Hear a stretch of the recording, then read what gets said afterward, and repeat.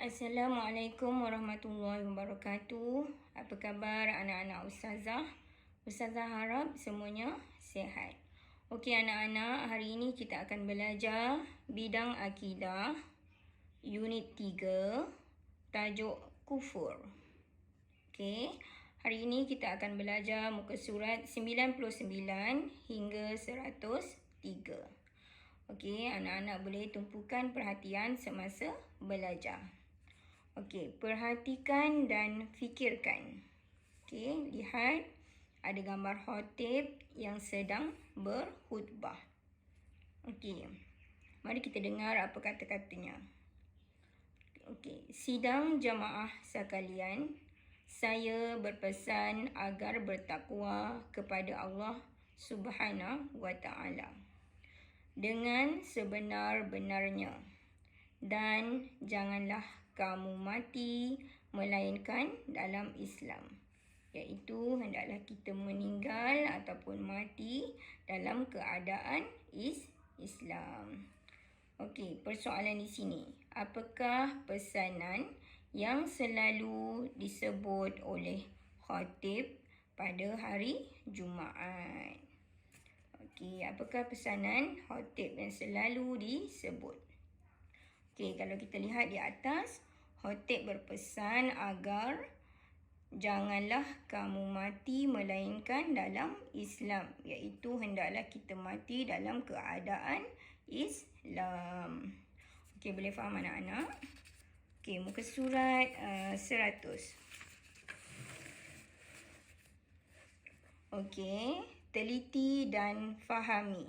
Okey, anak-anak boleh lihat ada perbualan di antara murid dengan ustaz. Okey, pengertian kufur. Okey, murid ni bertanya kepada ustaz.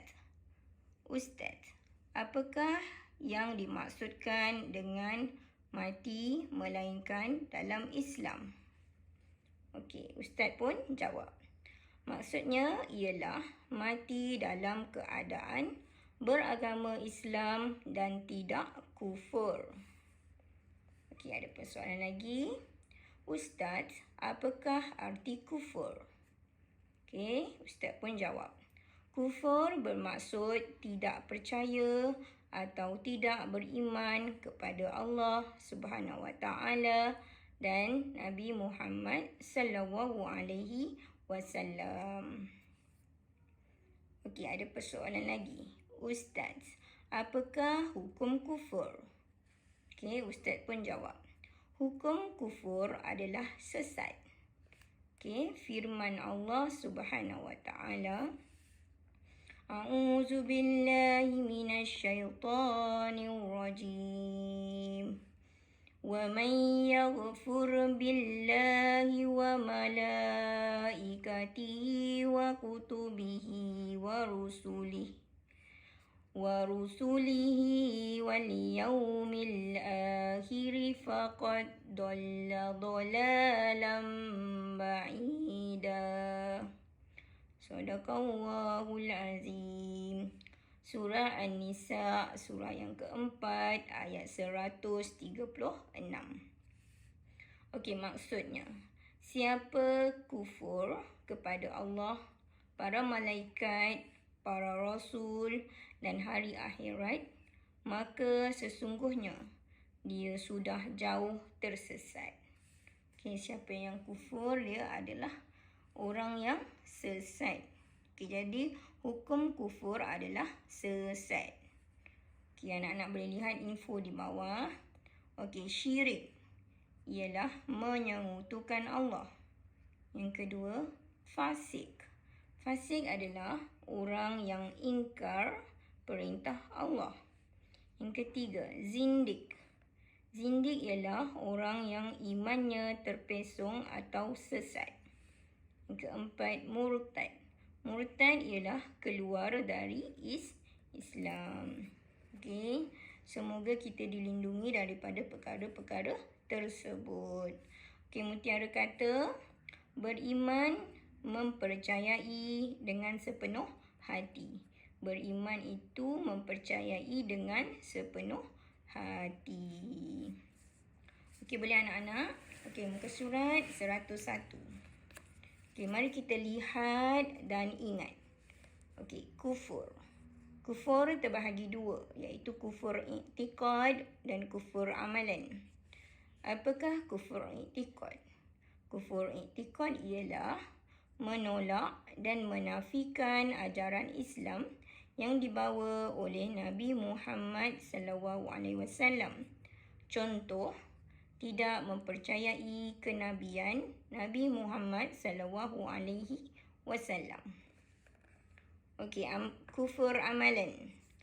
Okey, kufur amalan ialah menggunakan nikmat kurniaan Allah dengan cara yang salah dan berdosa. Contoh, menggunakan duit poket untuk berjudi, iaitu menggunakan duit dengan jalan yang salah. Okey, faktor yang mendorong kekufuran. Apakah faktor-faktor yang mendorong kepada kufur? Okey, yang pertama, tidak mendapat didikan agama yang sempurna. Okey, yang kedua, menuruti hawa nafsu, iaitu mengikut hawa nafsu. Yang ketiga, lemah pegangan agama dalam kehidupan, iaitu pegangan agama yang lemah. Yang keempat, terpedaya dengan pujukan dan kesenangan dunia. Itu adalah faktor-faktor yang menyebabkan kepada kekufuran. Okey, mari kita lihat muka surat 102. Mari bersajak. Okey, anak-anak boleh imbas kod di sini untuk mendengar sajak. Okey, mari kita baca sajak. Kesan kufur. Okey. Telah termaktub di dalam Al-Quran satu dosa yang sangat besar. Justeru diberi ancaman siksa dan azab. Bahaya. Kufur itu sungguh bahaya. Kufur merosakkan iman di hati. Dosa dan noda tiada dipeduli. Rahmat dan berkat berlalu pergi. Ketenangan hati juga tidak dimiliki. Benarlah kufur itu merosakkan hidup insan. Justeru mengundang murka ilahi. Azab dan siksa tersedia menanti. Mohonlah agar kita dilindungi. Okey, boleh anak-anak? Okey, mutiara kata di bawah ialah berhati-hati dalam tindakan. Sebelum kita bertindak, kita hendaklah berfikir dahulu sebelum bertindak. Okey, muka surat 103. Tindakan menjauhi kufur. Apakah tindakan yang boleh menjauhi kufur? Yang pertama, menjaga amal dan ibadat, iaitu saya perlulah sentiasa melipat gandakan amalan. Yang kedua, saya tabah dalam menuntut ilmu. Yang kedua, sentiasa berdoa dan memohon untuk dimantapkan iman, iaitu saya mengamalkan doa ini. Okey, anak-anak boleh doa bersama-sama ustazah. Ya muqallibal qulubi sabbit qalbi ala dinik. Bermaksud, wahai yang membolak-balikkan hati, tetapkan hatiku dalam agamamu. Okey, anak-anak boleh amalkan doa ini. Nombor 3, sentiasa menambah ilmu pengetahuan, iaitu saya sentiasa menghadiri majlis ilmu. Yang kedua, saya hendaklah selalu mendampingi guru. Okey, yang keempat, mengawal diri daripada mengikuti hawa nafsu. Bagaimana? Saya perlu sentiasa bermuhasabah. Dan kedua, Saya hendaklah bersikap sederhana dan bersyukur dengan apa yang Allah kurniakan. Okey, anak-anak boleh lihat rumusan di bawah. Okey, kufur. Kufur ialah satu dosa besar yang membawa kepada kesesatan dan kerosakan iman. Kita perlulah menjauhi perkara-perkara yang membawa kepada kekufuran. Okey, info. Muhasabah. Muhasabah ialah perbuatan menilai diri untuk membaiki diri sendiri. Iaitu menilai diri untuk memperbaiki diri sendiri. Okey, anak-anak boleh faham? Okey, itu saja pembelajaran kita pada hari ini. Saya harap anak-anak boleh faham. Okey, terima kasih. Assalamualaikum.